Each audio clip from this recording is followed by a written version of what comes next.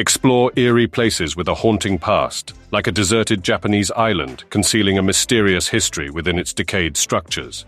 Venture to Venezuela, where a towering skyscraper, once home to 5,000 squatters, stands abandoned.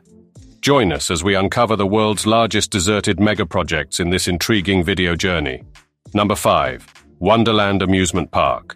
Wonderland Amusement Park, located just a short 20-minute drive from Beijing, was once envisioned as Asia's largest amusement park. In the early 90s, plans were laid out for the park, which would sprawl across 50 hectares of a once untouched cornfield, rivaling the size of Tokyo Disneyland in Japan. Dreamed up by the Rainwood Group, a Chinese property developer, Wonderland was meant to be the company's flagship project, attracting millions of visitors from the nearby bustling metropolis. Construction began in the 90s, with the vision of creating a Disneyland-style theme park, complete with a majestic castle at its center and medieval-themed structures surrounding it. However, the ambitious project came to an abrupt halt in 1998, leaving the park abandoned and locals speculating about curses and unearthed graves. The reality was more straightforward. Financial disputes with the local government and farmers who had tilled the land long before construction began led to a standstill. Disagreements over property prices and the potential disruption of farmers' livelihoods prevented an agreement, forcing the developers to abandon the project. As Rainwood and its workforce hastily departed, the unfinished attractions crumbled and nature reclaimed the land. Over the years, local farmers resumed their work amidst the backdrop of the forsaken medieval fantasy. In 2008, developers attempted to revive the project, but the dilapidated structures proved beyond repair.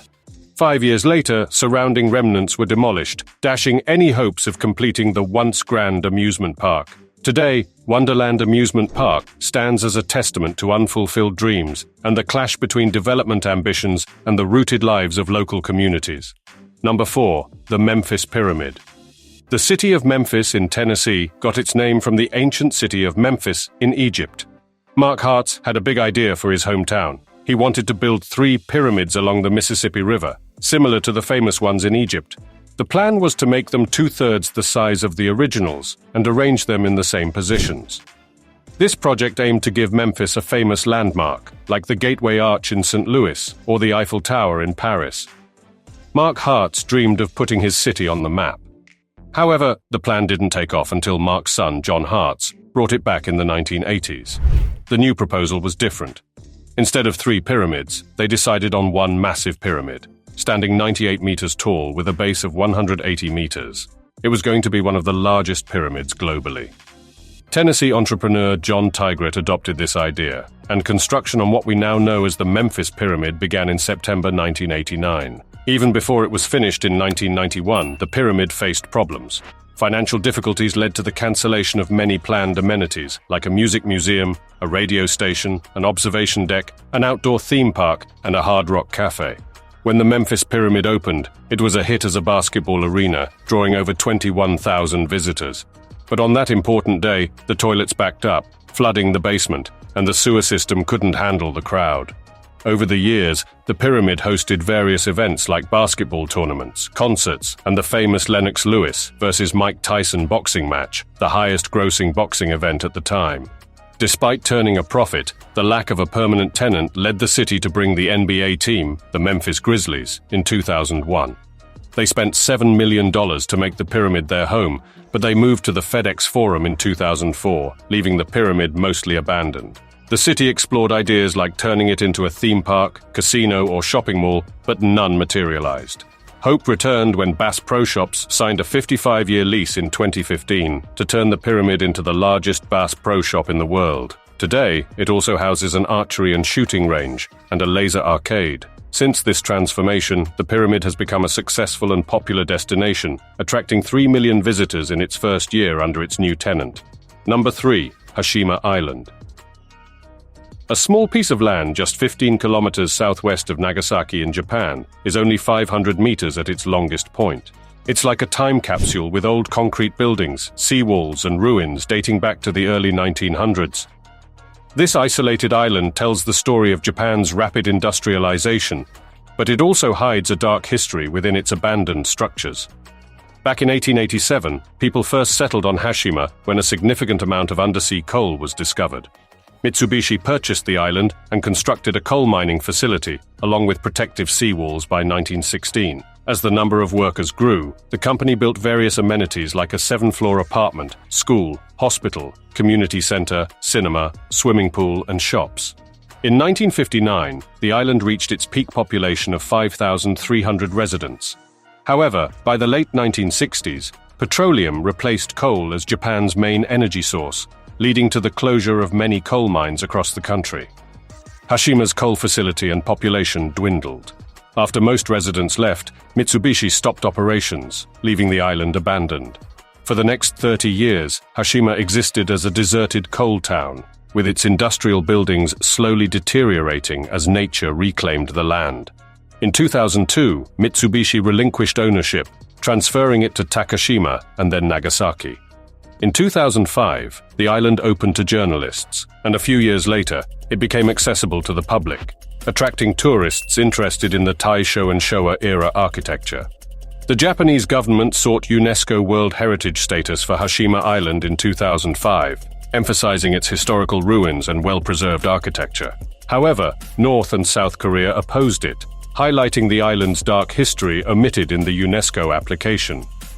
From the 1930s to the end of World War II, Hashima was a site of human rights violations, with Korean and Chinese prisoners of war enduring harsh conditions. An estimated 130 to 1,300 forced laborers reportedly lost their lives due to exhaustion, malnutrition, and poor working conditions. Despite the controversy, Hashima Island is now a UNESCO World Heritage Site, drawing thousands of tourists annually. Its historical significance and architectural preservation captivate visitors, even as the island's past shadows linger. Number 2. Berlin Tempelhof Airport. Berlin Tempelhof, one of the first airports in the German capital, holds a rich history of the country's significant moments. Established as an airport in 1923, it quickly became the primary air traffic hub in the region. During the late 1930s, its strategic location near the German capital catapulted Berlin Tempelhof into global prominence, making it one of the busiest airports worldwide. After the fall of the Berlin Wall and the reunification of Germany in 1989, Berlin Tempelhof found itself among 3 airports serving what was once a divided city. Despite functioning as a regular commercial airport for several years, a resolution in 1996 from the Berlin city government marked the beginning of its closure. Unlike some other projects, Berlin Tempelhof closed not due to failure but due to its age. The city aimed to consolidate air traffic at a central location, leading to the planned closure of Tempelhof and the neighboring Tegel Airport, replaced by the new Berlin-Brandenburg Airport. Despite public resistance and a referendum to keep the airport open, Berlin Tempelhof saw its last commercial flight on October 30, 2008. The city then unveiled plans to transform the old airport into a vast city park, allocating a budget of 60 million euros. In a momentous event attended by thousands, Tempelhofer Feld opened, now the world's largest inner-city open space, spanning 380 hectares, larger than even New York City's renowned Central Park. Remnants of the airport's history, such as parts of the old terminal, hangars, and the runway, still stand as a testament to its past. Today, the former airport serves as a venue for various events, including music festivals and fairs. Berlin Tempelhof's transformation from a bustling airport to a sprawling urban park stands as a unique chapter in the city's history, preserving the memory of its aviation legacy while providing a vibrant space for community gatherings and recreational activities. Number 1. Torre de David. The Torre de David, also known as Venezuela's squatter skyscraper, stands tall at 170 meters with 45 floors, making it the country's 3rd tallest skyscraper. Situated in Caracas, the capital of Venezuela, this tower began construction in 1990, initially intended for mixed-use residential and office spaces. Unfortunately, just 4 years into the project, construction abruptly halted due to the Venezuelan banking crisis.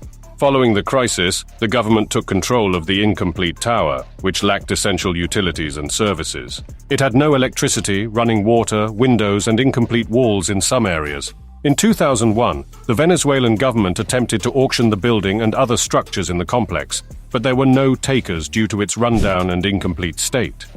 Simultaneously, Caracas faced a housing shortage, leaving hundreds of thousands of people without homes. In response, citizens occupied the buildings within the complex, and around 200 homeless families found refuge in the abandoned Torre de David. As the tower remained unused for over a decade, it became home to approximately 40% of the city's homeless population, reaching up to 5,000 individuals at its peak. To meet basic needs, the tower's residents developed improvised utilities, including an aqueduct system providing running water up to the 22nd floor. Motorcycle taxis navigated winding paths and ramps between the first 10 floors. The building featured salons, barbershops, a parking garage, and even an unlicensed dental clinic. By 2011, the Torre de David housed as many as 2,500 people. In 2014, after careful planning and discussions with the residents, the Venezuelan government initiated a program to relocate these families to new government-provided homes in a city south of the capital named Qua. By 2015, all residents had successfully moved into their new homes. The future of the Torre de David remains uncertain. Suggestions range from demolishing the tower to creating affordable housing within the complex. In 2018, an earthquake caused significant damage, collapsing the top 5 floors. Today, the tower stands incomplete and abandoned, serving as a temporary center for emergency care. Abandoned megaprojects like the Torre de David raise intriguing questions about urban planning, social issues, and the potential for repurposing such structures. If you're interested in similar projects, you can explore our video on the world's most useless megaprojects. Share your thoughts on these abandoned endeavors in the comments below. Thank you for joining us, and subscribe to our channel for more insightful content in our upcoming videos.